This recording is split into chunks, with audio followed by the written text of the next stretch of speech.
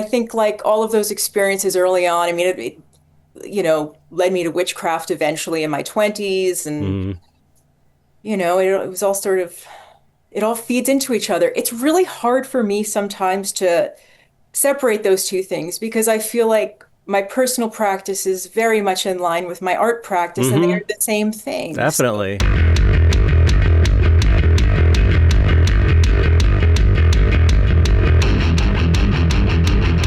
Hey, everybody, welcome to another episode of the Dark Art Society podcast. I'm your host, Chet, and today I am happy to be interviewing Stephanie Buscema, who's just an amazing artist. I'm such a huge fan of her work.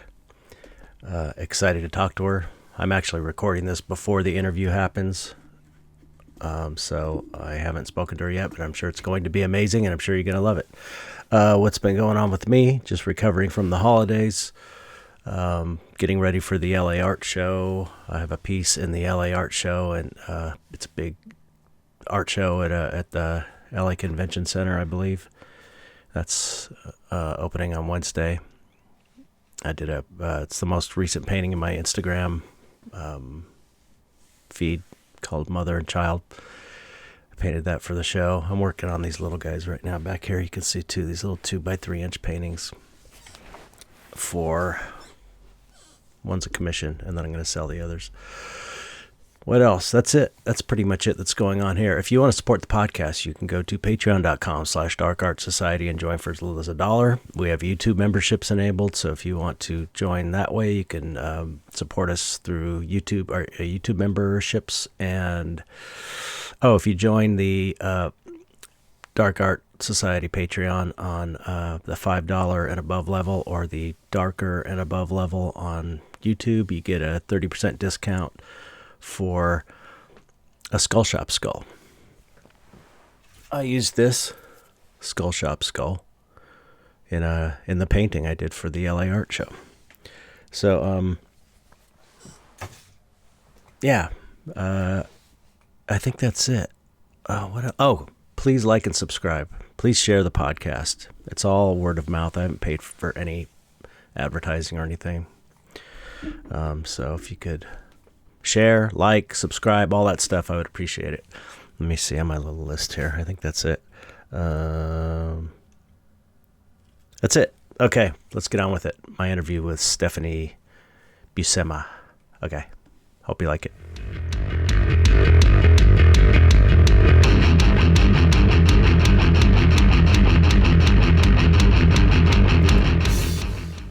Hello, Stephanie. hello, Chet. Welcome to the podcast. Thank you for having me.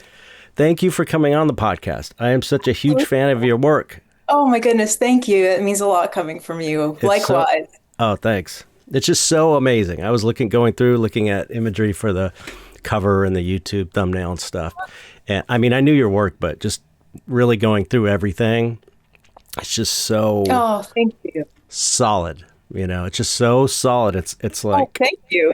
it's true. It's true.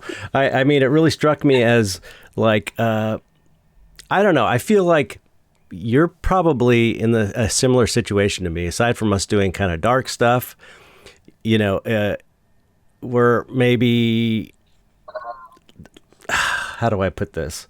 We're maybe considered not like super fine art because our stuff is kind of on the fringes. Your stuff is that style of that old school illustration-y style, and my stuff is like, famous monsters, Basil Gogos monster. Anyway, it's like I think we get relegated to not always being taken totally seriously in the fine art world, but 100%. but looking through your stuff, I was like, this is a great artist. This is a great fine Thank you artist. so much. Cause I know, Oh my goodness, thank you.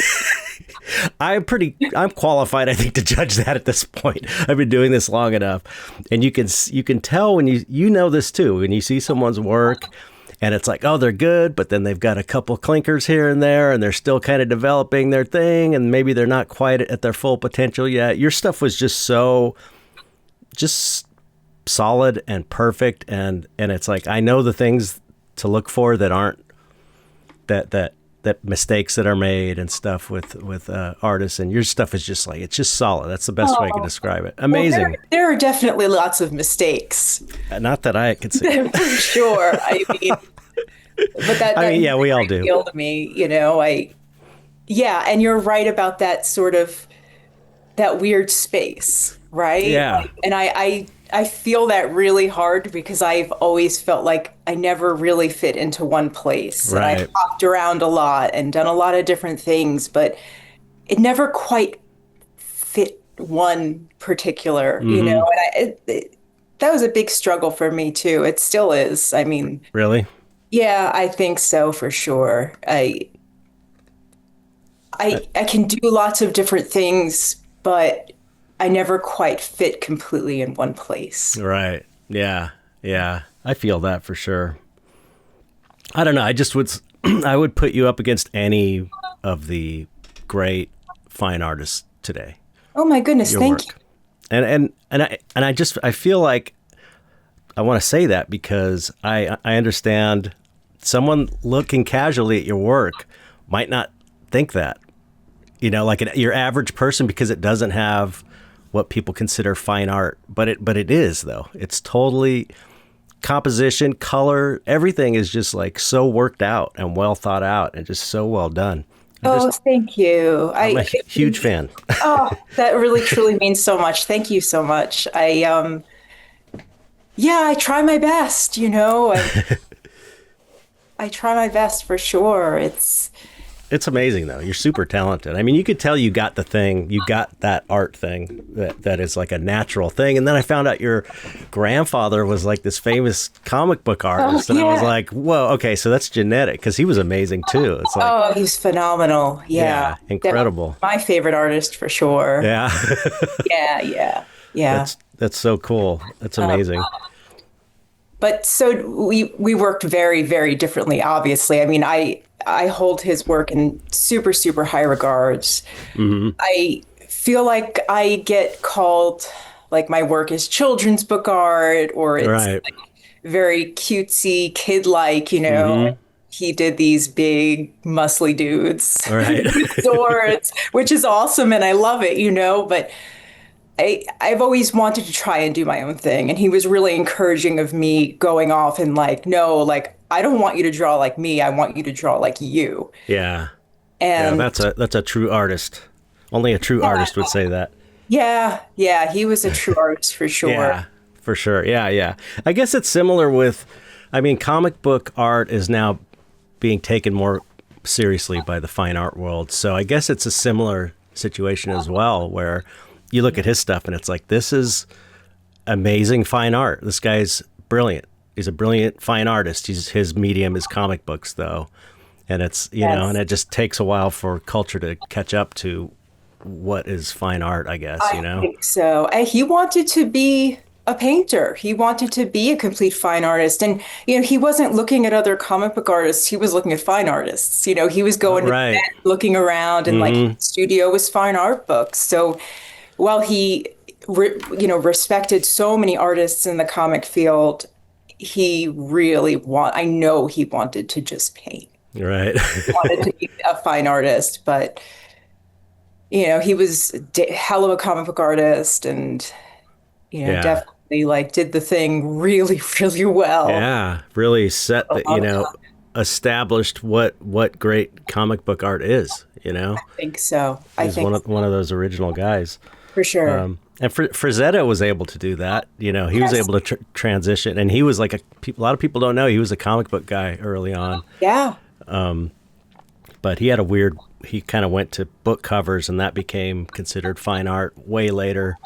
Yeah. Now it is, but I mean, I remember looking at his book. That was one of the first art books I ever got when I was a little kid, and I never thought of it as anything other than amazing fine art.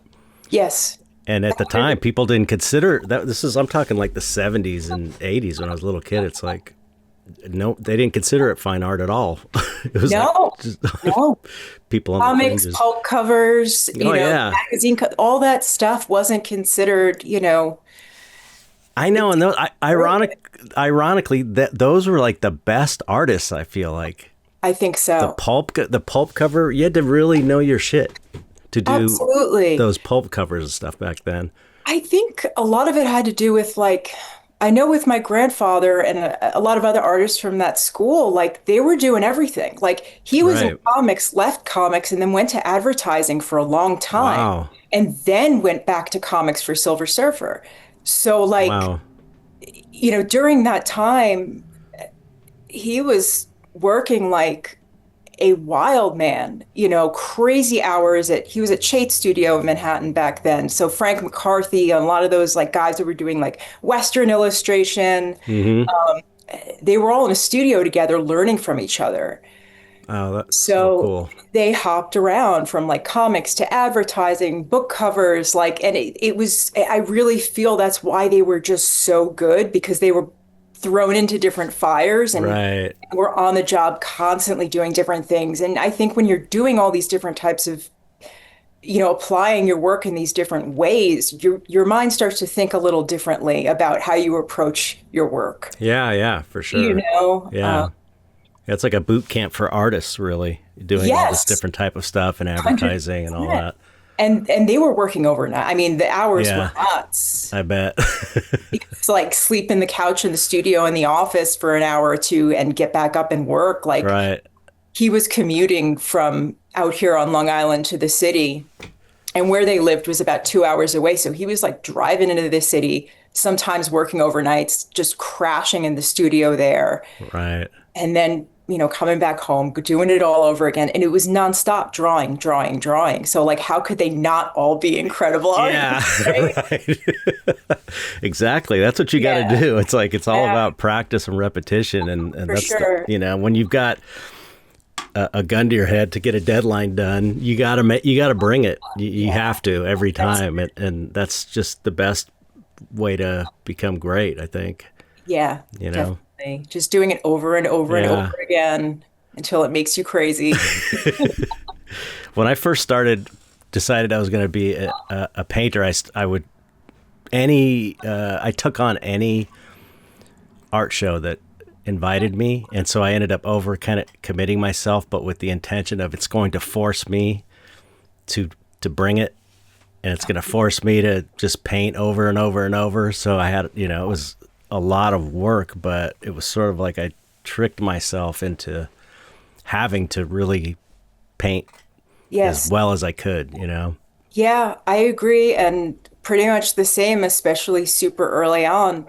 I took everything and anything, I could because it was like I felt like I was, in a way, being paid to practice. And Yeah, yeah, even if I exactly. despised the job and just Hmm. had to like grit my teeth through it, I was like, no, because this is going to make me a better artist eventually, because it Right. all counts, Yeah, right? All yeah, of those things count. You get out what you definitely. put in. Absolutely. So I want to hear your life story, Oh my gosh, I don't know where or to start. your artist origin story, I guess. Oh, well, let me You must have think. been. I'm sure you were a kid drawing. You were All the time, yeah, yeah. yeah, yeah. I was drawing all the time. We were encouraged to draw all the time. That's so cool. You know how many artists I interview in here that were discouraged. I Yeah, had the same thing. My parents were totally like super supportive of it, but a that's lot, awesome. yeah, yeah, it makes a difference. A lot of people don't have that, and then they have that additional challenge of having no support.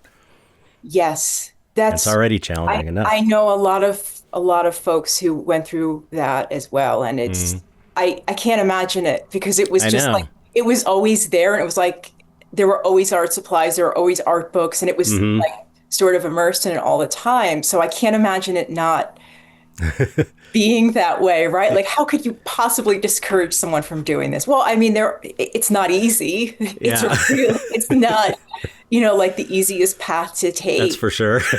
But if you find a way, Yeah, right? Um, absolutely. so yeah, I mean, I was always drawing as a kid, constantly drawing. There was stuff around. My grandparents lived 4 or 5 houses down growing up from us. So, my mom was also an artist. So Oh, really? yeah, yeah, she That's was so cool. she was a decorative painter for a long time. She was also a colorist for Marvel for a little while. Wow, that's amazing. Yeah, so she did a lot of stuff too. So it was just what you did. I was like, I'm just going to be an art. That's it. Like, Did you know it early on, like when you were a little girl? yeah, there was nothing else I wanted to do. I was like, I'm going to be an artist. Like Yeah, that was it. Like no that's matter how it what. was for me Like, too. yeah, there was no other option. Of course, I worked other jobs. Hmm. I wasn't always, didn't always have the ability to work art jobs or work for Right. myself. A lot of the time I had to do something else and the art for a long time. Hmm.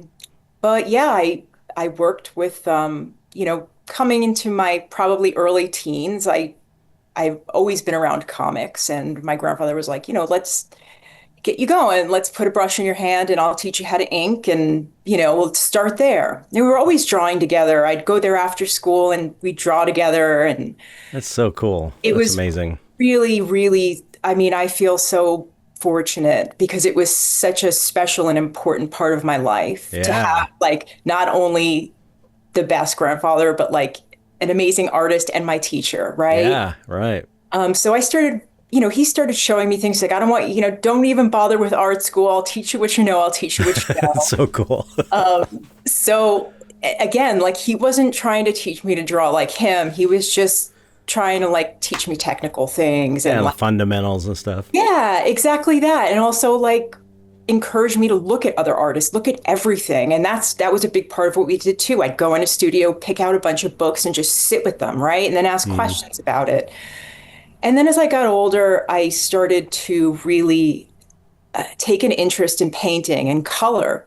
Hmm. And he knew a good bit, but he was like, I know someone, a good friend of mine, who I think I want you to meet her. She's amazing with color, and I think you could learn a lot from her. She lived locally, and her name was Marie Severin. And she Hmm. was an old school colorist for EC Comics, horror stuff, So cool. Marvel, Mad. And she would come over like every other weekend. She brought me my first set of like Dr. Martin color inks, and Hmm. we'd sit. She'd show me how she colored comics, and I learned so much from her. Like I can imagine. mind blowing. It really was. It had such an impact on me, her especially, because at the time I'd go to these conventions and there were no other women Right. working in comics. Oh You yeah. really didn't see too Yeah, many. that's rare, especially back then. So Even rare. still, it's like pretty male Yeah. dominated, but back then, 100%. Yeah. Yeah. There was no one. So especially. I think having her around as a mentor was really, really sort of changed my perspective on not only comics, but also like now I can learn color. Right. I want to do something more than comics, right? Like I don't like I love comics, but I always wanted to like I like the covers. I wanted to do Hmm. more, stuff in that vein, and it just sort of changed everything for me. I continued working with her and learning, and then started doing more inking work with my grandfather. And around that time, he had gotten sick and soon after passed away. And I was like, well, I have to keep making art. You know, You kind of you have to yeah, after yeah, you having that innate talent plus all the amazing opportunities he gave to you, and you kind of yeah, like I can't not do yeah. this, That's how even I though you wanted to do felt. it anyway. I'm sure. I wanted to do it anyway. I think I was really distressed after he passed. I mean, Mm. he was like my teacher, and Yeah. my mentor, and my like one of the most important people in my life to me. Yeah. Yeah. So I was like, what do I do? I wasn't sure, like, what would he do? And then eventually my grandmother's like, nah, you're gonna keep at this. And I was like, I'm gonna go to art school. I'm gonna just take what I've learned and try to apply it, and I want to get out there and start working. Hmm. So I went to the School of Visual Arts. I wanted to just start working immediately, Hmm. and tried to just plow through 4 years of school and three, went over summers and got out. And at that time, I mean, I didn't even know how to prepare myself to like get illustration work. I feel like I needed more time. Like Mm-hmm. I started getting more technical stuff down in school. I didn't feel 100% prepared like with the portfolio I had. And while I was in school, I wound up interning at DC Comics. And when I got out, I was offered a position to become an assistant editor. And Oh, I was cool. like, this is cool. This is a job. I can, maybe learn from other All artists, right. and stayed there for maybe 3 years or so. Right before I left, I started working for an illustration agency at night. Hmm. So while I was there, I was like building up my portfolio, building up samples, trying to get freelance stuff, whatever I could do. So it Right. was like day and night work, working at DC during the day, freelancing at night until it got to the point where I had enough work where I was like, okay, I can do this now. Left and then just started doing like full-time illustration work, started early on doing like lots of children's publishing work, children's Mm-hmm. books, slowly started doing some gallery shows here and there. And that was pretty much it for me. I never went back to an office job. I just kept painting and it took me in a million different directions since then. Yeah, yeah, that's amazing. Yeah, the clothing line you had and everything is so cool, Yeah, and it was fun. textiles, and you do so many different things. Your tarot deck Yeah, is yeah. awesome. I'm so jealous. I want to do a tarot deck Oh, so you bad. should. You totally I'm should. dying to. I've Oh, been you wanting to do them must. for like 10 years now, Oh, and that I'm would be just like, incredible. yeah. Chris Koch. Yes. Yeah, that's one when he introduced me to you. He's like, her tarot deck is amazing. Oh, Oh, and also Steve Niles said to say hi oh, Steve. because I didn't realize you were friends, and I was researching you a little bit, and I saw that you did this really great painting of him sitting around with a bunch of Oh, yeah. monsters sitting around. I was like, holy shit! And so I texted him and I said I was going to interview you today, and he's like, oh, she's so amazing. Oh, Steve is the Tell her I said hi. best. Yeah, he is great. I met him when I worked up at DC. Oh wow. Early on, yeah, we were editing Simon Dark at the time. Oh wow. And Steve come up to the office here and then when he was in New York, and we became friendly and worked on a couple of things together. And he's just always been like, first of all, he's an amazing writer. Yeah, he is. I love his work, but Hmm. like super genuine. And I feel like we had a lot in common. Like, he was in gray matter. I grew up with punk rock and Yep. like it's just all of these funny coincidences. So it was almost like it was nice like finding like a kindred spirit within Right. comics, you Yeah, know. yeah. Yeah, I feel the same way about him, you know. Same with the punk thing, and we're just Yeah. into a lot of the same stuff, and the EC horror comics, because those were I mean, the only I was never into superhero comics. I was always into Mad Magazine and the EC comics and the weird offshoots, those cheap, crappy horror comics. Those what are they But called? like Golden Key and They're, well, some of those were really good. I love the there's so, Golden Key stuff. I bought a whole series of books. I forget what they're called. It was like this off-brand EC type ripoff.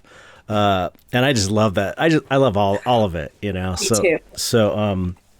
And some of my favorite artists worked on like Jack Davis. yeah, And oh yeah, definitely. all of these artists were so incredible that worked on those books. Johnny Oh yeah. Craig and Yep.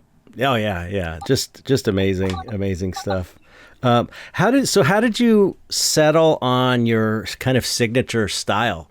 Because that's the other thing I love about your work is I don't know if it's because of the time period I grew up in. I could totally feel that. Like I know that type of look yeah. because I grew up with it, you know. And it's so cool that you're taking that and then you're infusing it with, you know, a dark art sensibility or horror, you know. Horror diminishes it because it's more like I like to call it a dark art sensibility, but Yeah. just with all the skeletons and pumpkins and Halloween stuff, it just feels like it was made for someone like me. That's how I view it. It's just like, oh, everything about this, the colors of that, Yeah, like you yeah. really nail the colors of that time of the time period, which is like Oh, 60s, right? Or thanks. 50s, Yeah, those 60s. old palettes. Yeah, Yeah. they're so cool. I think my work sort of is a result of all of the things I grew up loving, Mm-hmm. from comics, especially vintage children's book art. Yeah. Some of my favorite artists are like the old Golden Book Yeah. artists. Yeah. And I grew up absolutely loving that work, those Mm-hmm. palettes, that style, the textures you get with gouache and old Disney art. These are the Yeah. things that I grew up loving and looking at all the time. And I think it just sort of injected itself into my work over time. And, It just kind of I was developed always looking naturally. at it. Did it just develop I think naturally? so. Yeah. You didn't have a moment I think so. where you was like, okay, this is the kind of stuff I'm going to do, or just kind of, because I talk about this a lot on the podcast when I interview artists, and it's like people think that you think and think and think, and then you come up with your thing, and then you do your thing, like your signature style or whatever. And Okay. most artists I talk to are like it just developed over time into its own style. Yeah. You know what I mean? It just sort of happened. Yeah. It was a progression. I mean, I Mm-hmm. definitely think that like my earlier gouache work was a little more crude, and I feel like as I got older, I learned to start polishing things up a little bit more and tightening lines up and just Mm-hmm. being a little bit more cognizant of my color choices and the palettes, how many colors I'm using on something. I used to use so many colors on a piece. Right. Now I love working with more limited, Oh right? yeah, yeah, same here. So I think over time it develops and changes. There were never any conscious choices. Mm, I think there was a lot of experimenting with different things and looking at things. And, of course, when you're younger too, you're looking at different works and, hmm. trying to emulate it, just to see like, how do they get that texture? How do they get Right. that line? What makes this palette right? Like, it's just play and practice. And then it just becomes what it becomes over time. There was Yeah. no conscious effort really, though. Yeah. Yeah. That's so cool. I mean, that's Oh, thanks. all the best artists I know seem to just develop in that way. It's like you just have to create work, paint, draw, whatever you do, and Yeah. a style emerges after enough time. You know. Yeah, I think it happens organically, And it's funny you say that too, because I don't really know anyone who was like sat down to do a distinct style, right? Like, Right. oh, I'm going to do this thing. It's just, you just let it happen, I Yeah. guess. Yeah. You do the thing or the advice I always give to younger artists: do what you think is going to be the most fun thing that you get the most excited about, because That's it. it's so difficult to learn how to get good that you need a little extra. You need something to hold on to during the tough times, Yes, you know? absolutely. Absolutely. Yeah, you I have to have fun doing it. If it's not fun, Yeah, what's the point? I mean, I've thought of paintings. I think, oh, this would be a great painting, but it wouldn't be fun, so I'm not going to do it. yeah, Sometimes you do the hard thing just because it's so cool. The idea is so cool, but there's been yeah, times I'm like, that would make a great painting, but there's no way I'm going to do it because it just would not be enjoyable in any way, yeah. you I know? agree. And you know how much work and time it takes and Yeah. supplies and Hmm. effort. It's just like if you can't enjoy that whole process, there's no point of it. I think that's what got me through a lot of like early jobs too that I just didn't want to take, right? Like Hmm. early art jobs. It was just like, no, like again, I'm being paid to practice. I have to find ways to enjoy this. Yeah, yeah. So let's try to push the palette, or let's try something a little different, and or see Hmm. how much we can like work the art director into allowing to do our own ideas, right? Right. So yeah, it has to be fun, especially now. And just like I don't want to do anything unless it's enjoyable, right? Yeah. Like Same here. especially with the way everything is right now, everything is just totally insane Yeah, yeah, and yeah. feels like it's falling apart. There's never been a better time to just say fuck it and do what you want to do. I 100%. love it. We've never had less to lose by following our Yes, passions. You know what absolutely, I mean? 100%. I was just talking about this to my partner not long. I'm just like, he's like, just go in there and have fun today. Just try to, I just want you to enjoy what you're doing. And I'm like, this is the perfect time to enjoy what you're doing because I don't, tomorrow's not promised. So just go Yeah. in there and do what makes you go, And it's such a great coping mechanism for the craziness of the world too, is art, creating artwork. Yes. I feel like it really, if I can allow myself to get into a painting, it just completely, you're ruminating on just all the horrible shit that's going on. And if you can kind of get away and just get into a piece of art, it just resets your brain. Then you feel good again, and it's like, Yeah. It's and grounding as hell. yeah, It yeah, really is. and that's what these days are all about. I feel like it's just getting through it because it's so fucked up, and it's like we Yeah. just have to get through it. You know, That's, I let the feel this. energy work its way out. That's it. You That's it. know, You have to. It's work, but it's also therapy and it's also meditative and it's yeah, also grounding. It's so many I things that know. it really just makes you feel like a whole person. Hmm. Makes you sleep better at night. Yeah, definitely. Yeah, I think it's important for everyone to really, even if it's just a weekend, to take that time right now to just create for the hell of creating. Hmm.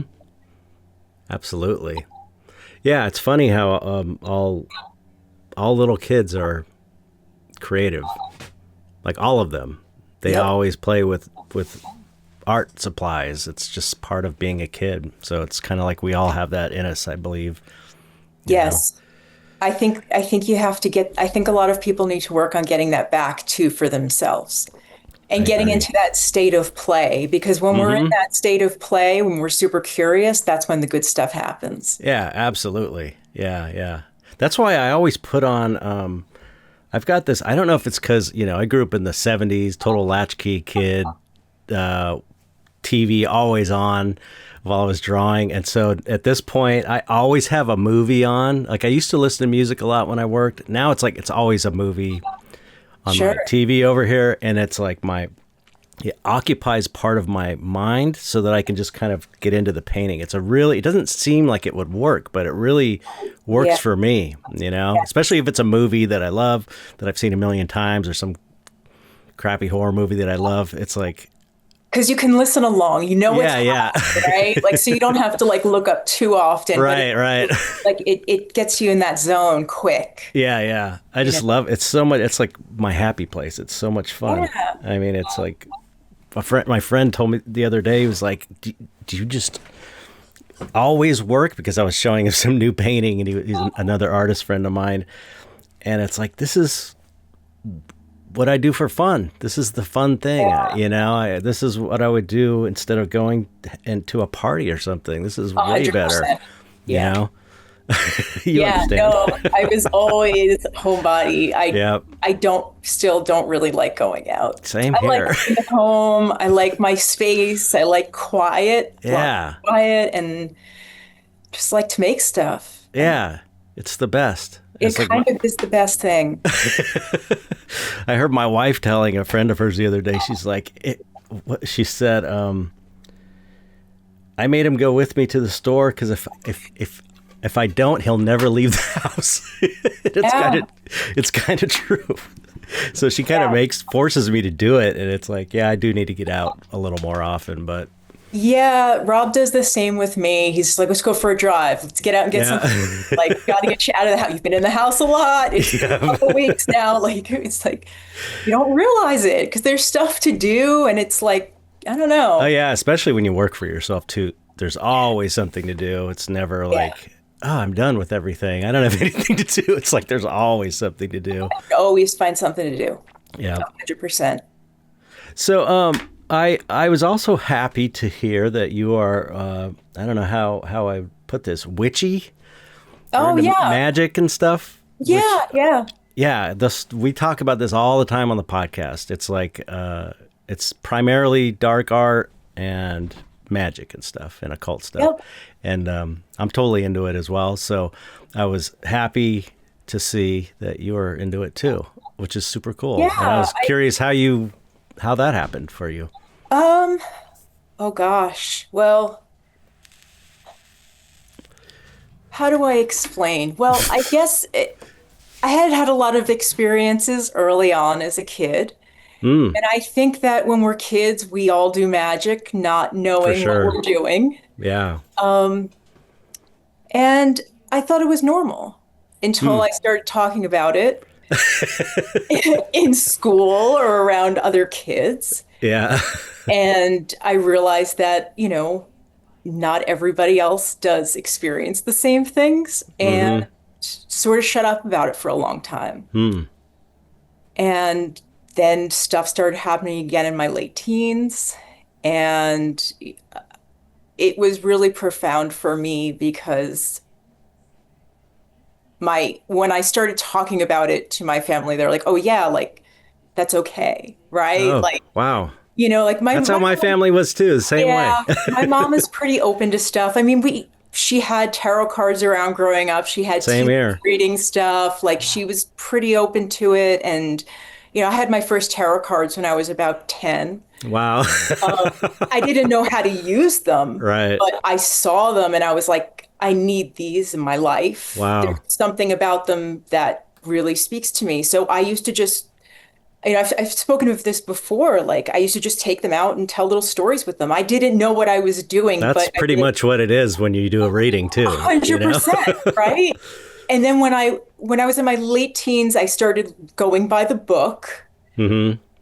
and I realized as I got older that the way I was reading as a kid by just telling those stories with the pictures is really the right way to do it. Yeah. You know? I took a tarot online tarot reading class, and I thought the most valuable thing I got out of it was he was like, lay the cards out and think of them like comic book panels, Yes. and then Yes, kind of rearrange them if you need to, and it's like very exactly. much a loose kind of thing. But yeah, I thought that was such a cool Yeah. connection to comics in a way, 100%. It is. It really is like a sequential storytelling in a way. Yeah. It but yeah, I think, once I had those cards, I knew I always wanted to make a deck, but Yeah. it takes time. And I think like all of those experiences early on, I mean, led me to witchcraft eventually in my 20s. And, Hmm. it was all sort of, it all feeds into each other. It's really hard for me sometimes to separate those two things because I feel like my personal practice is very much in line with my art practice and they Hmm. are the same thing. So, Definitely. That's the same. I've had the same situation with the podcast. Like it first started out with me and this guy I used to be friends with, just talking about a lot of weird stuff, supernatural stuff, and whatever. And yeah. then he left, and then I was like, okay, I can't do this by myself, so I have to just start. I know a lot of artists, so I'm gonna start interviewing them, and then people like that even better. So I just kept doing this as an interview podcast.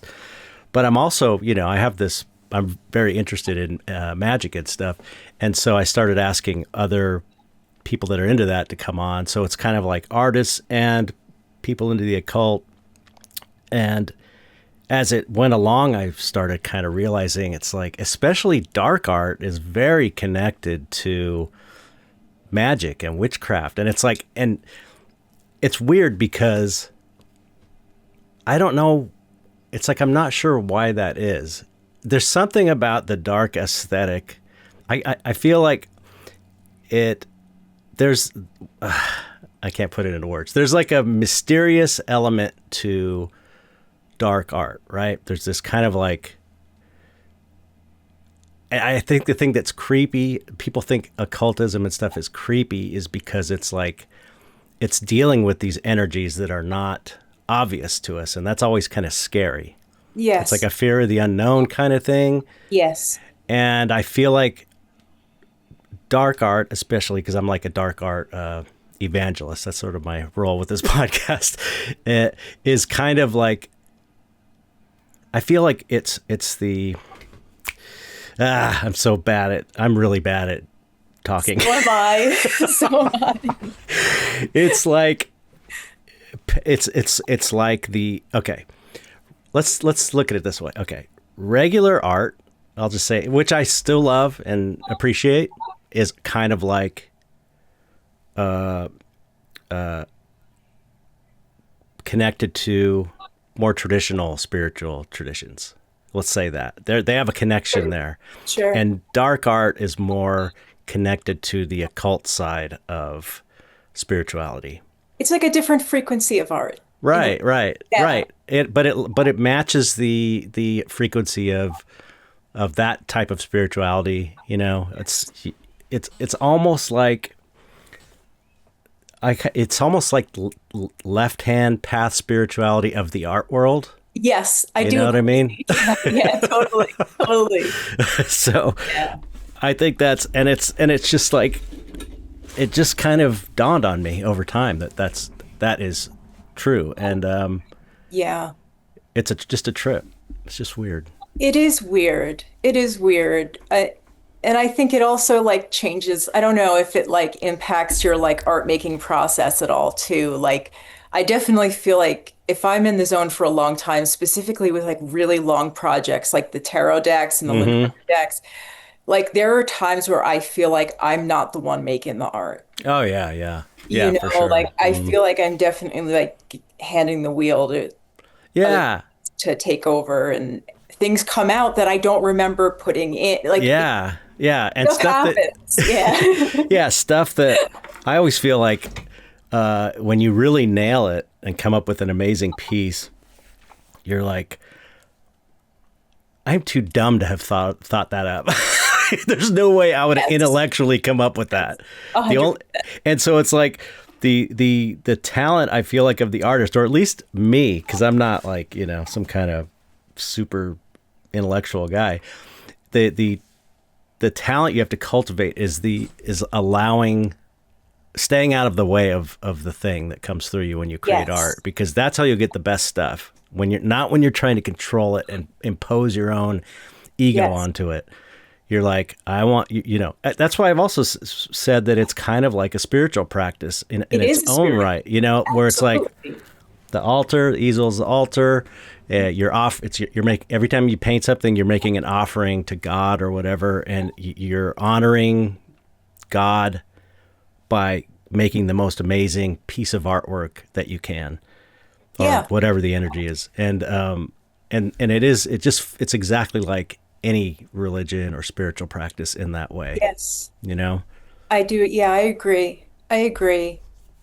So So many, it's, yeah, so many things happen in that process, yeah, yeah. you like it. But yeah, there is something to tap into. Like you can feel it when it happens. Like you Mm-hmm. said, when there's not that like sort of stress and you're just going with it and you're in Yeah. that, like active flow and Right. you're just happening. Like, And you're like, it's so fun when it hits I remember yeah. every once in a while I'm painting and I'm like, this is so fun. I Like when you're think that's really, why we keep doing it, right? To get back into that yeah, space. yeah, yeah. Like Cause it there's a feels so certain, good. Yeah. it does feel good there, and it takes a little while. Like you got to get really cooking.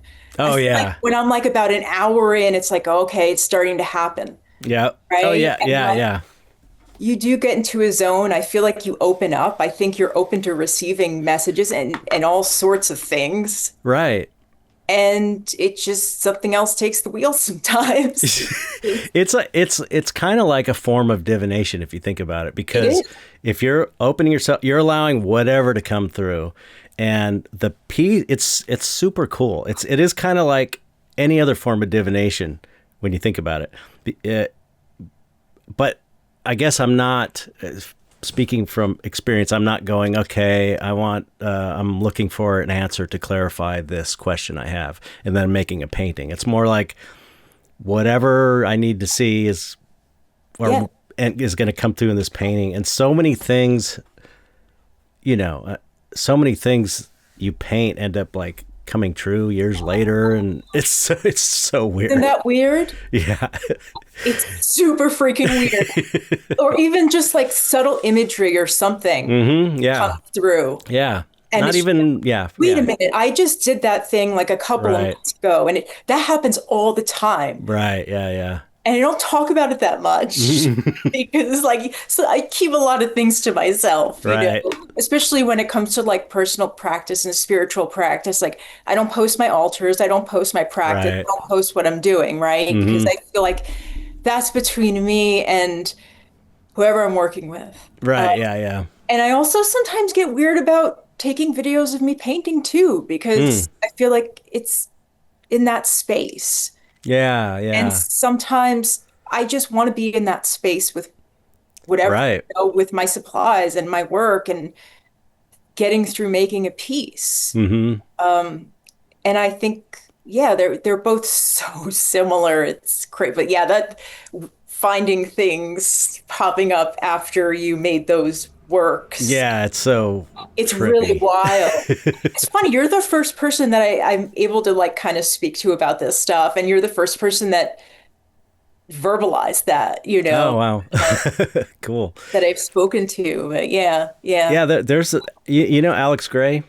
Yes. He he was talking. It was I know his work. I don't know him personally, yeah. but yeah, Oh yeah. yeah, he's super awesome and into all this stuff too.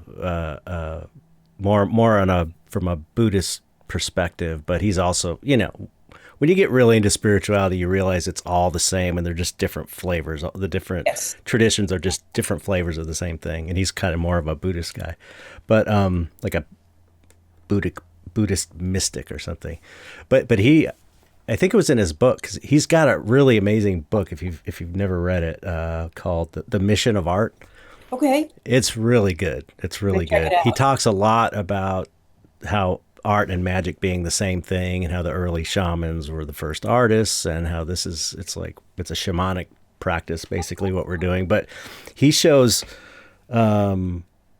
he talks about one of his paintings that was used for the Beastie Boys, a Beastie Boys album cover, and he's talking about a lot. I think a few things that kind of like it came true after years later, and one of them is like the Twin Towers, and Wow. it's I think it was there's the Twin Towers in the background and an airplane like heading towards it, which Yeah. is just he painted it. He said not Wow. even thinking that it was an airplane going into it, just an airplane in the sky and the two towers here, and yeah, it's just there's. So he was talking about that. He's been talking about that for a while too, since at Yeah. least the '90s. So We're all little radios, I We're know. just Yeah, picking up like exactly. little signals and Yep, we're just absolutely. translating it in some way, in our own way. Yeah, yeah, yeah. That's the. It's like we're mediums, in a way. 100%. Art 100%. mediums. That's what I experienced early on too, is just all mediumship stuff. Oh, really? Yeah, Can yeah. you share any, or is it too personal?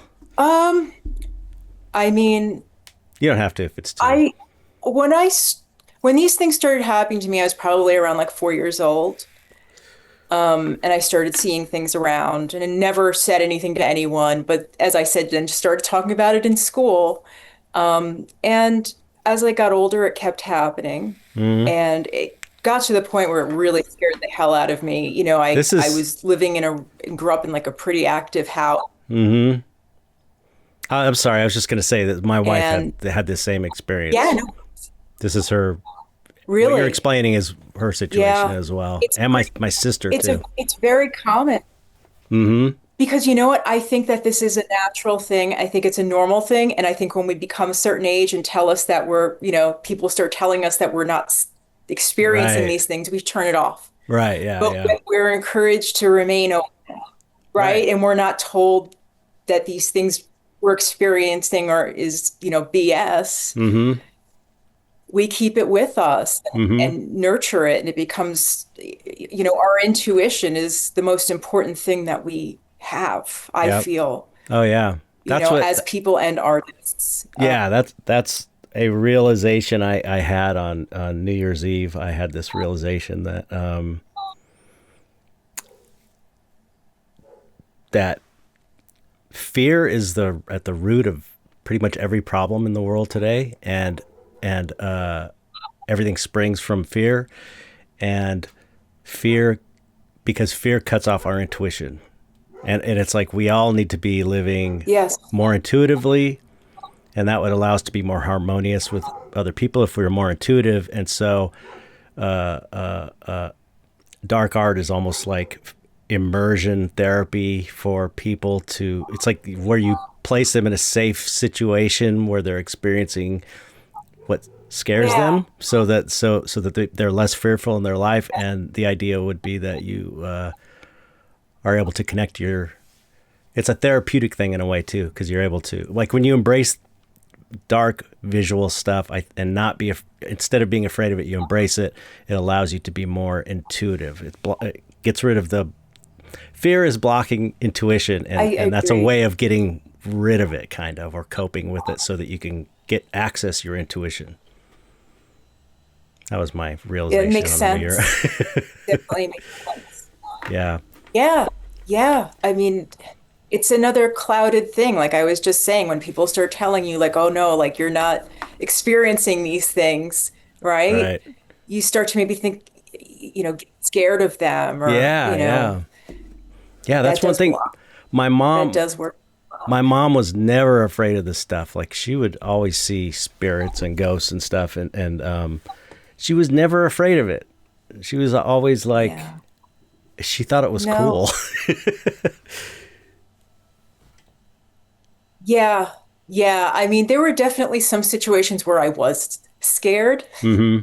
And there are definitely situations where, things may happen where I'm like, holy shit, like, Right. Yeah. Yeah. Yeah. okay, not now. Like that's a little Yeah, for sudden, a little sure. freaky, but like it's still like very familiar and was always like a very natural thing. But yeah, no, I was never like told, no, no, no, like that's not right. Like, family and people I spoke to, like I was brought to a woman who was a medium when I was younger because I was scared. I didn't know how to control it. I didn't know like what was going on, or why are these things happening to me? Is there something wrong with me? Hmm. And it was explained to me like very clear and in a very positive light, like this is natural, this is normal. People experience these things. They just don't really want to talk about it, Wow, that's amazing. or they keep it to themselves. Yeah. Imagine if But no, my mom was pretty encouraging, and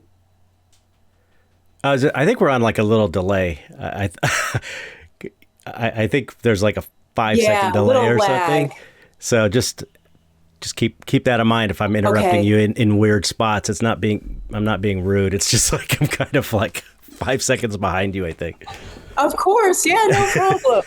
But I was gonna say, imagine growing up and having, like, fundamentalist parents that were like, "Oh, that's the devil." How psychologically damaging that would be to you.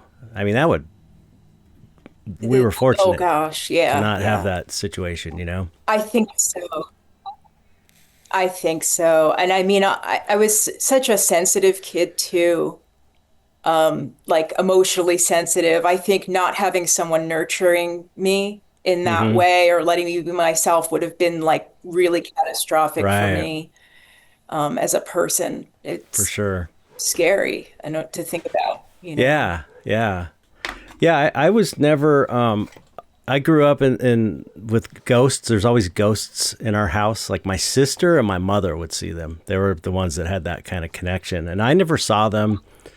I've had a couple experiences, but most of what I experienced is out of body astral projection, or whatever you want to call it. Like, that seems to be Sure.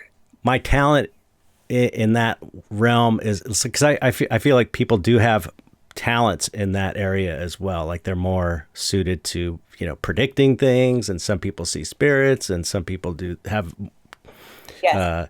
talents in certain areas. And my natural ability has always been going out of body. Like, I started around 12 years old, and it happens all the time. And when I'm, in the middle of the night, I'll just start floating around, and still happens all the time. And I've had some really weird experiences with that. But that's the one constant for me, as far as like something I can't really Yeah, help. It's just the way I am. it just happens. Yeah. Yeah. Yeah. So Yeah. in the same way seeing things, I don't feel like I can see things. Like, my wife is always like, "Can't you see that figure over there?" And I'm like, "I can't see it." She's like pointing at something, and she's like, "It's in the corner." And I'm like, "I can't see it. I just can't see it." And she's like, kind of like, Yes. "How can you not see that?"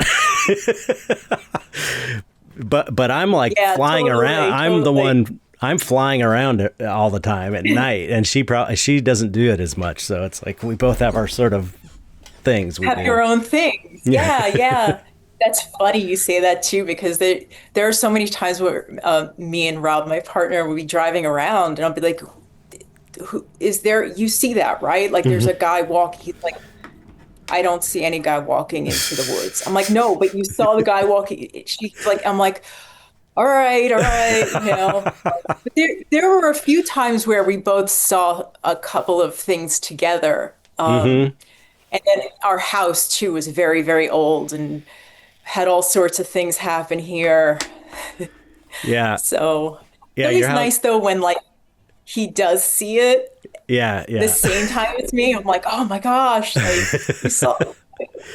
Yeah. We saw something one time. We saw something together, which was really cool. But for the most part, she's always like she sees stuff all the time. Um, but yeah, it's just like normal life Yes. over here. Yeah. Same, same. Yeah, you have a cool house. It's like 200 years old or something.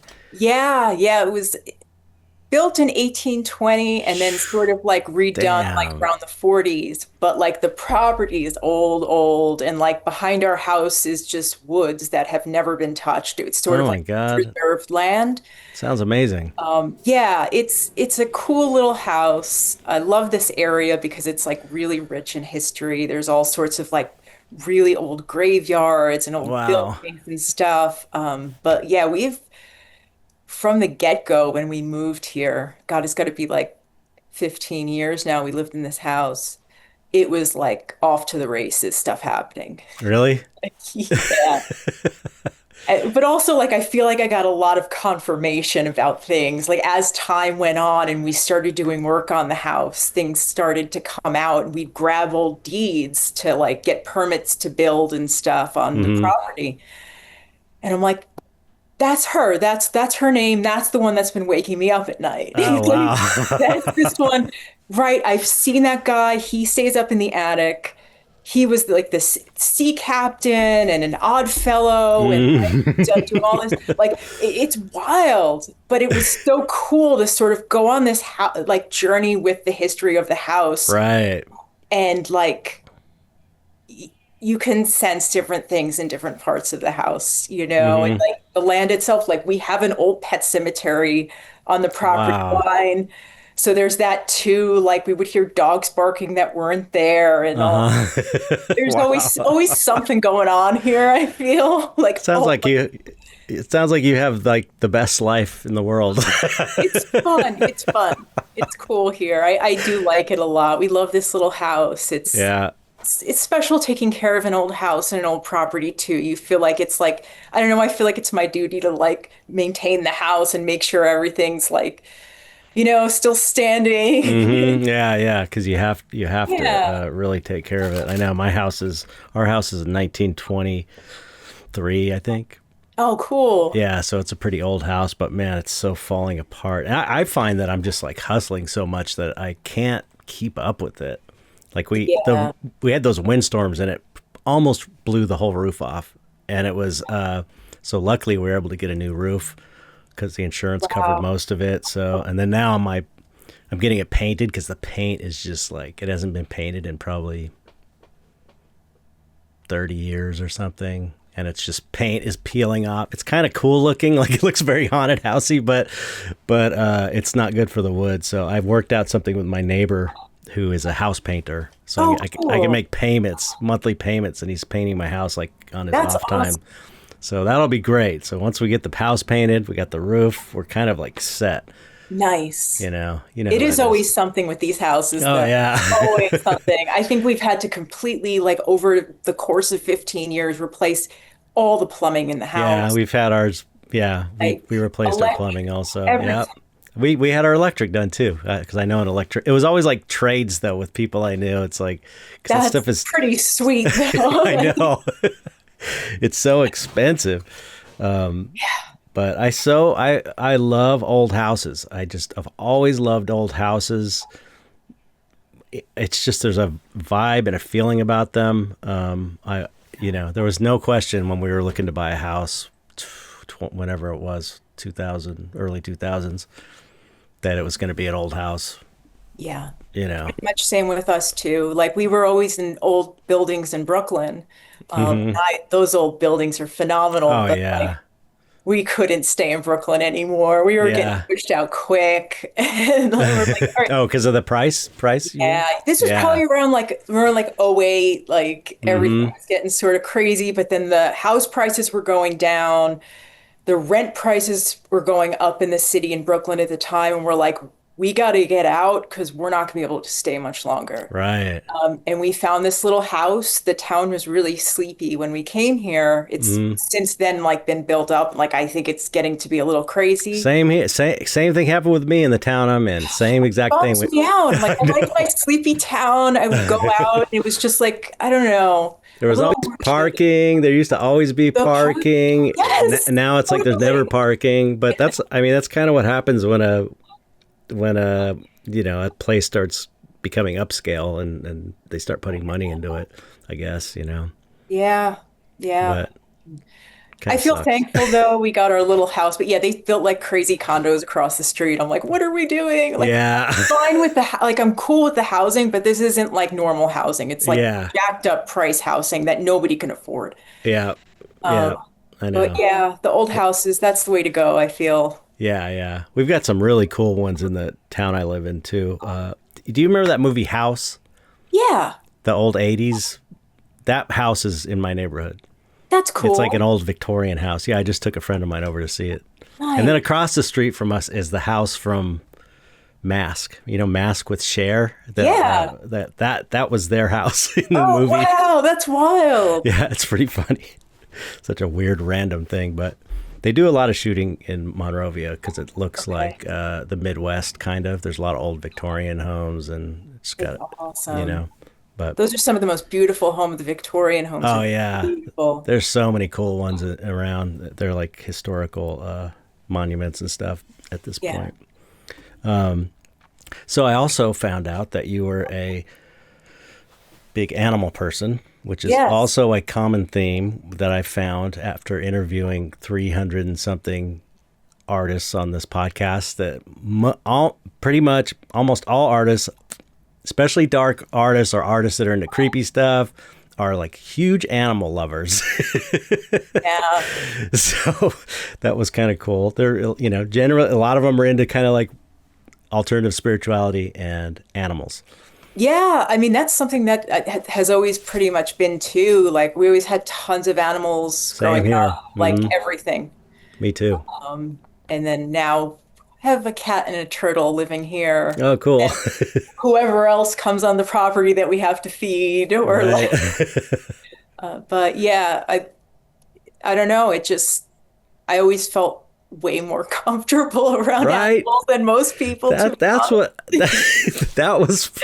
I've said this before. I think on the podcast, it's like, or in that someone made a documentary about me, and I said it in the documentary. That's where it was, and it was. I always felt like too shy to try and get that sort of affection from my relatives, or even my mom past a certain age. I felt Sure. almost embarrassed or shy. I was super, super shy. But animals, I could kind of get that from my pets. Yeah. It was like and I don't know if that's good or bad, but it was like a way of still getting affection from another living creature that was less, I don't know, risky or something, you Yeah, know? well, sure, especially if you're shy and you have to put your like barriers up and having like a bond with an animal, it's like amazing. Like Yeah, yeah, it is. especially early on, I feel like that like really was so important as a kid. Like Hmm. checking on my animals, making sure they're good, like Yeah. hanging out with them, like I'd make little stories about them. And I think that was a big part of why I also wanted to put animals in the tarot deck. Oh yeah. I Hmm.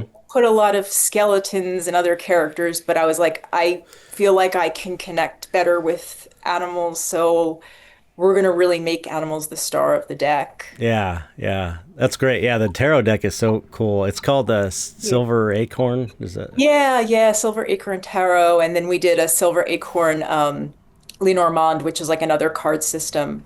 Oh, really?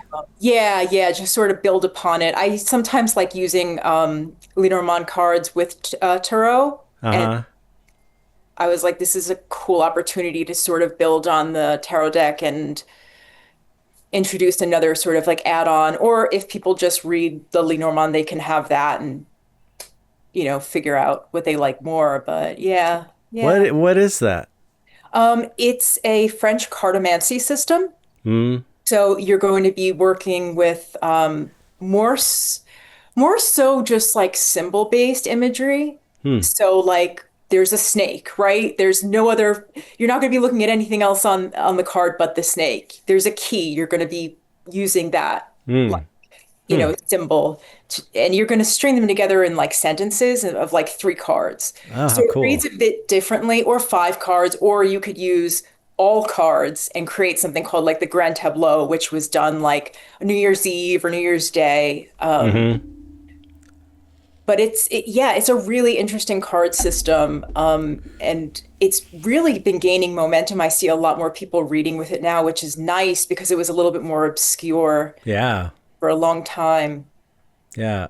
That's interesting. I haven't heard about it, I don't think. But I mean, I'm kind of like I've only really been taking the tarot, like really trying to study it for the last, not, I don't know, I guess since the pandemic is when I really started kind of like trying to. My mom taught me about all this visualization and stuff, and she Oh, always had a wow. tarot deck when I was a little kid. So I kind of had like, I was always practicing my own version, probably more like a chaos magic perspective, probably, where you're Sure. just kind of making up things based on some loose rules. But around the pandemic, I was like, I'm going to try and take some classes online and really just Awesome. learn the technical stuff that I never learned. Kind of like going to art school after you've been an artist for a long time, just to For fill sure. in the gaps. But one of the one of the things I started trying to learn was tarot, and it's funny because recently I haven't been doing it enough to where I even know if I should be reading the reversed cards as reversals or not. Like some people I know read the reversed cards And some and people don't. some Yeah, people don't, and it's like you have to kind of make up your own mind. And so for a long time I wasn't reading reversals until I recently did a reading for a friend of mine, and the whole thing didn't make sense until I read the reversed card the reversed meaning. And so I'm like, oh, I guess I need to start reading reversals now. That's kind of made the decision. Maybe I should start yeah, considering reversals, because it would totally, the whole thing was like, that's not right. And then I was like, oh, here's the alternate meaning. Oh, it just, then it was like perfect. It was yeah. amazing. But that's an amazing like discovery, And I think that's how we all learn how we want to, what kind of reader we want to be, right? Are we going to read reversals or not? And you learn that by just doing the thing, Right. saying like, okay, yeah, that Yeah. makes Yeah. sense here. So Hmm. that's how I'm going to read. It's such a personal thing. You have to like tailor it to yourself. Yeah. But I wonder if, I guess you could also not read a reversal, even though you read reversals sometimes, depending on how you Why feel, not? or I don't, There how are do no you? there are no rules. As Yeah. far as Yeah. I'm concerned, I mean, people can put down hard rules on these things. I don't. Right. I think you do whatever feels right Yeah. Yeah. in the Yeah. moment, right? And maybe you do a reading and it's like it doesn't feel appropriate to read reversals in this session, Right. right? Right. Right. Just go with it. Like there's Yeah. no rules. Like I can't stand that rules shit Yeah. because it's such a deeply personal thing. Hmm. You can't put rules on that. You just, like I Yeah. said, follow your intuition, go with your gut, like do Yeah. what feels right to you. That's how you're going to get like your best readings, I feel. Yeah, yeah, for sure. But when you're starting, and it's just like with anything, and I always relate everything to art because that's what I know the most about. But it's like when you're starting and you don't have the confidence because you don't know what you're doing, it's harder. It's harder to do that and be more Yeah. like, oh, I don't know, I'll just figure it out.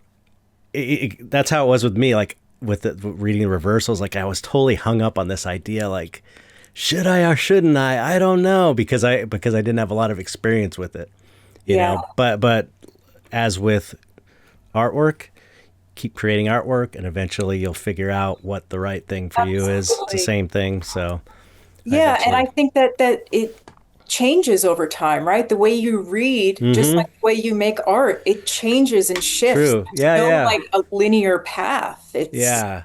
Sort of all over the place. And sometimes you may be pulled to stop reading cards for a little bit and try something Right. else. Maybe you're doing more like, you know, mediumship work or working with a pendulum or, whatever it may be. And Mm-hmm. you get pulled back into it for a reason. There's always like a reason. It's hard Yeah, to yeah. explain, but I feel like I've definitely had to take breaks from things. But there was Right. a reason for it. And I found Yeah. that reason out later, Yeah, yeah. Yeah. It's all about like trusting reality. Yeah. Trusting that, I don't know. Trust you got to trust you got to trust that everything's in your favor in a way, even if it doesn't feel that way. Because I look back on every bad thing that happened in my life, pretty much, or a lot of bad things that happened, and the good thing I eventually got because of that, that you cannot have anticipated. It's hard to do for certain things, like real trauma and real, really terrible things that have happened. But other things where I've been heart, my heart has been broken by a friend, ended up being a really good thing for me eventually. And so I just feel like whether or not it's true, I'm going to trust reality that is wants what's best for me. The Yeah. universe wants what's best for me, I guess. And I it's think gonna that's a and it's, really important way of looking at things, especially now as we're yeah, right. navigating through things, Totally. just trust, and just get out there and just do your best every day. Yeah. Try to be the Yeah. best person you can and try to be the best friend and, partner. Just all of these things they add up and they're important. And Mm-hmm. they all sort of help you on your little like journey through this craziness. Yeah. And I feel like having any kind of really spirituality that is meaningful to you, it could just be regular Catholicism or Christianity, whatever works for you, Yeah. is gives you an edge. I feel having some kind of like spiritual practice gives you a little extra bit of edge for if you're not sure what to do. Like being able to do a tarot pull when you're confused about something is Yeah. so amazing to have that. It's almost like or I Ching. I was into I Ching Yes. way before I was into the tarot, Sure. and it's like having an old person in your life that you can ask advice from, kind of, you Yes, know. absolutely. But it's coming from within you too. I So, know. I know. there's a lot of stuff. I Um, know. It's crazy. yeah, It's you're right though about the trusting. You have to trust it. And it's so funny because before I wanted to make a tarot deck for years and years, mm-hmm. so many years, and couldn't. And every time I started it, I felt like it wasn't perfect. It wasn't how I envisioned it. I was going a different direction. And like, I was in a space where I was like, I can't work on anything but this until it's finished, or else it's not going to get done. Right. And around 2020, right, yeah, because I started the deck late 2020, 2021. Yeah. And during the time right before I started it, I was really struggling. It was 2020, everything was falling apart. I was just having a lot of problems navigating it, a lot of trouble. Mm-hmm. And I had seen someone who was very close to me who's dealing with some Alzheimer's and dementia, as Oh shit. people Yeah. do as they get older. Yeah. And sometimes she doesn't remember what I do. She remembers who I am, but doesn't really Yeah. remember what I do. And we're sitting talking and visiting with her, and she turns to me out of nowhere and says, "How's the tarot deck coming?" Wow. And I look at Rob and I was like, whoa, whoa, whoa, whoa, whoa, whoa. And I was like, because I haven't really, she wouldn't remember that. And I never spoke to her about that.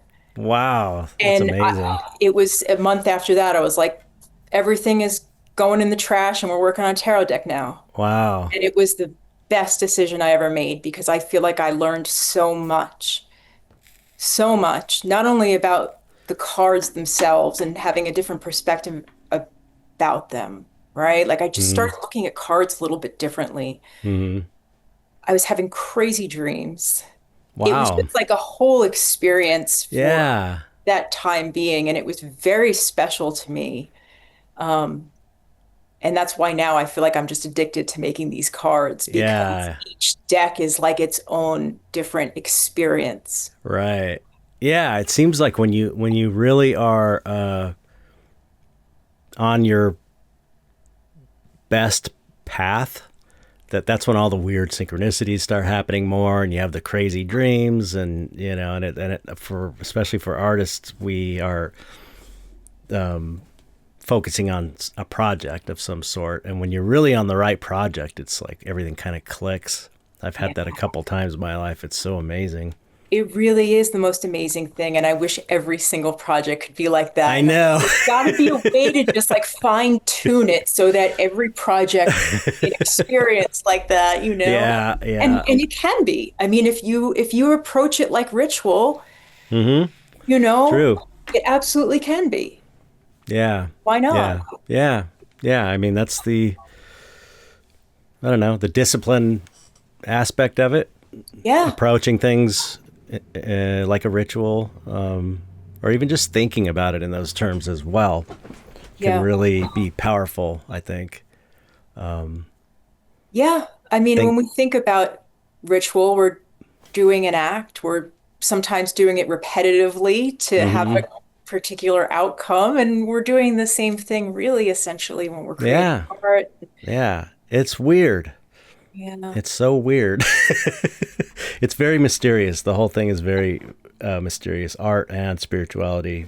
Everything's actually very mysterious. This whole life we're living is so crazy. Even when things are settled and normal, it's still insane. Oh, Everything it is is still so insane. weird. I know. This experience we're having is like I look around just my room here at my studio. It's just like everything is insane. It's just Yeah. such a trip to be in this 3D environment that you're actually not seeing everything. You're That's just it. What seeing, is real? Like, yeah, totally, totally. yeah. So I don't You know. find like a meditation practice helped you with your work as well?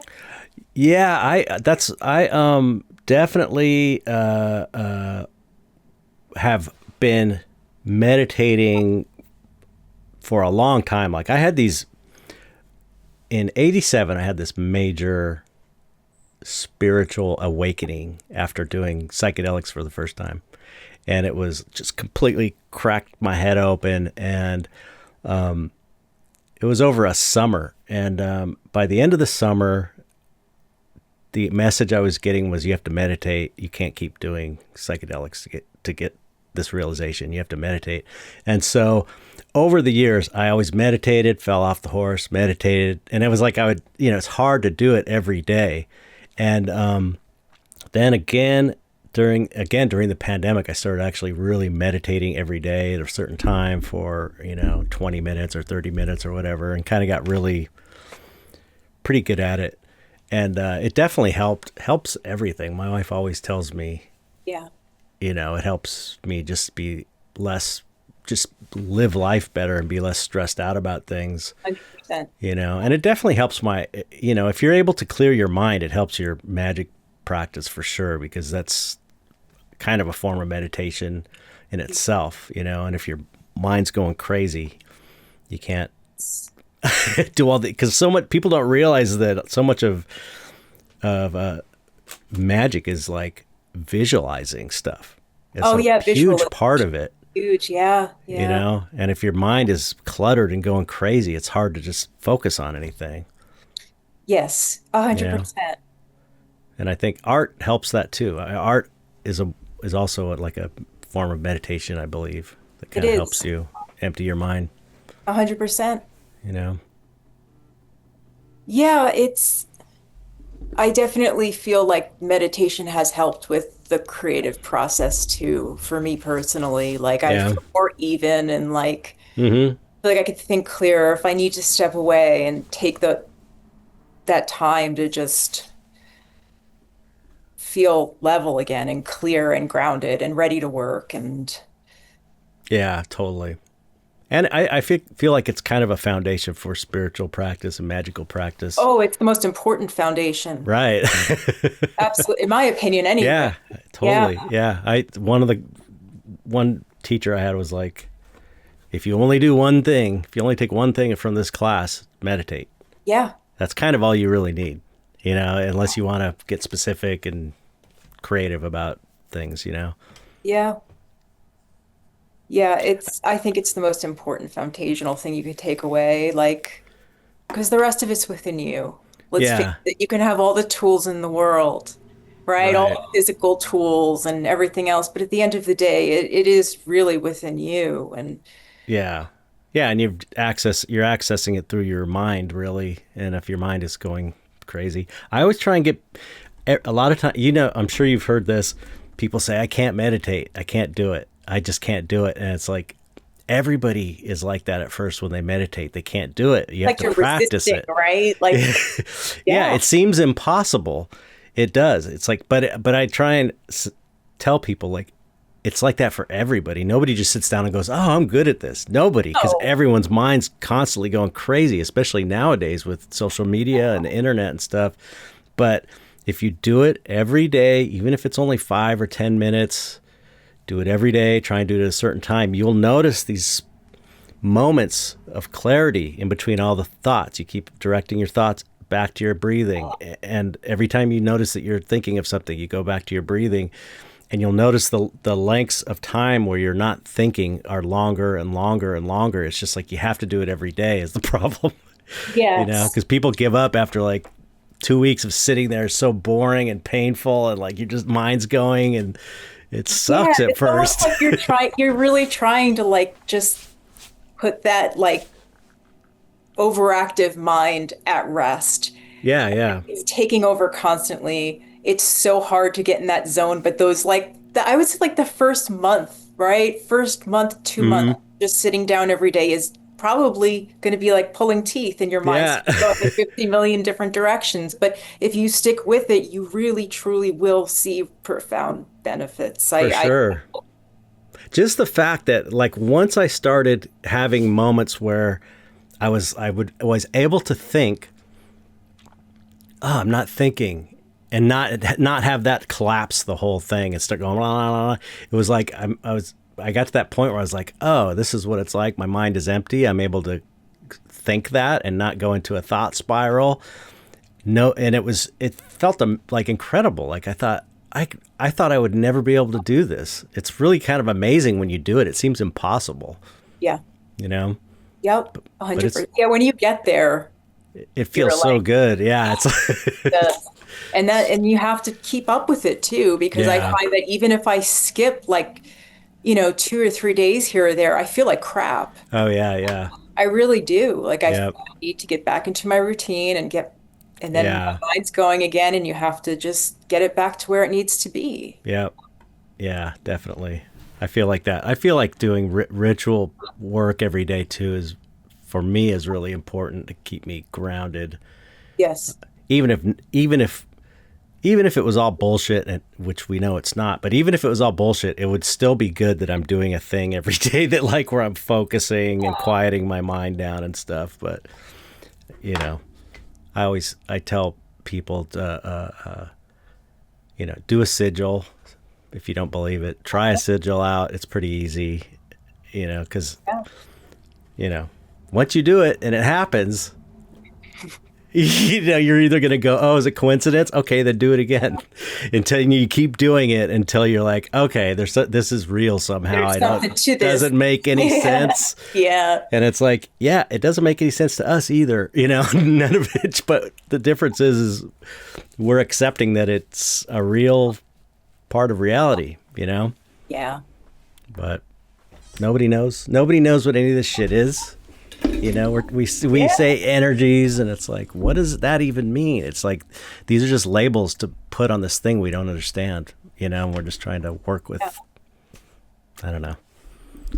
Well, There are so many amazing artists too. Like I feel like once I started art school, I was digging into more magic and mm, artists and really gravitated towards like Spare and Remedios yeah.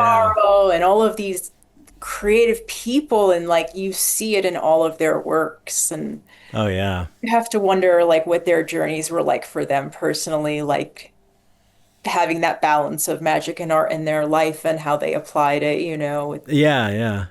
Yeah. And it's like, you know, the old Crowley thing of we're all doing magic all the time, so you might as well learn how to do it well. Everybody's always doing it.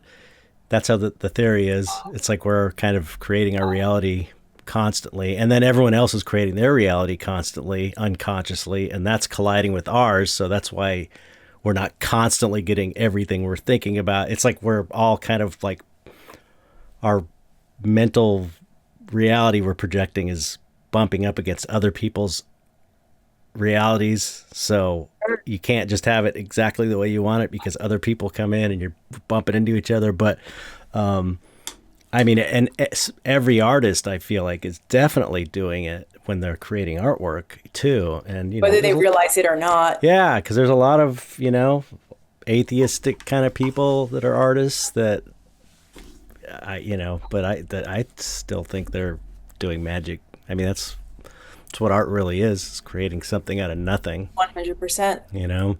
I do agree. Yeah, Yeah. the same exact thing. So many Well, parallels. I know. Just looks like that Alan Moore has that great quote about writing and spells and Oh, he's spelling and a fantastic. spell and it's a writing is an art is magic and it's like it's so true. It's so awesome.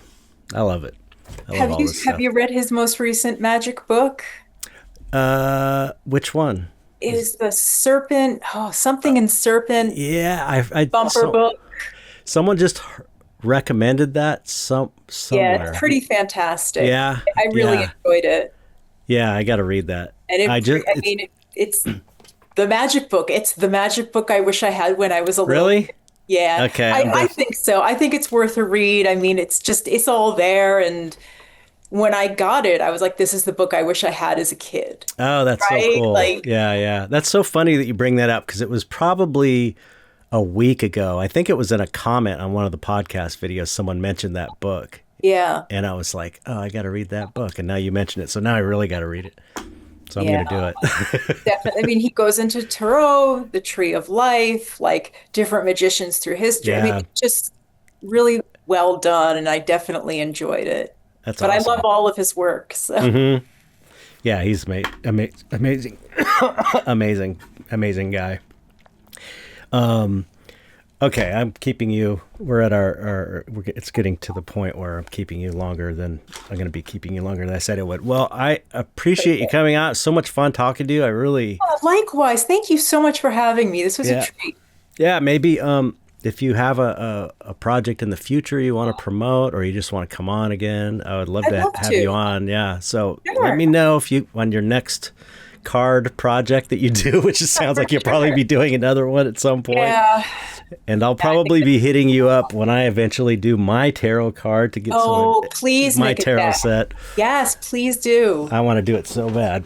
Oh, you must. I can't wait I to see it. It's going to be amazing. I was saying, okay, real quick before I go, I was thinking one option would be is paint, do new paintings. The other one would be to go through since I have so much work over the last 25 years, is go through and find images that work with the different cards. You know what I Sure. mean? Yeah. Because it's like you kind of know everyone sort of knows what they're supposed to mean. I don't know. It would be an interesting way of doing it. But I'm kind of Yeah, you like, could certainly do that. Or you could even do an oracle deck that way as that's well. true. Yeah, yeah. I mean, Oracle decks why are not good. do both? Right. Okay. I can do both. Yeah. Well, yeah. Thank you again for coming on. So So much, Chet. your work is so inspiring to me. Oh, I thank love it. I just love it. I love it. you. It means a lot. So the last thing you got to do that we do on the podcast is you just have to say goodbye to the audience. However, you do that. So, Bye, everyone. all right. Bye, Stay everybody. safe and healthy out there. Bye, everybody. See you next time.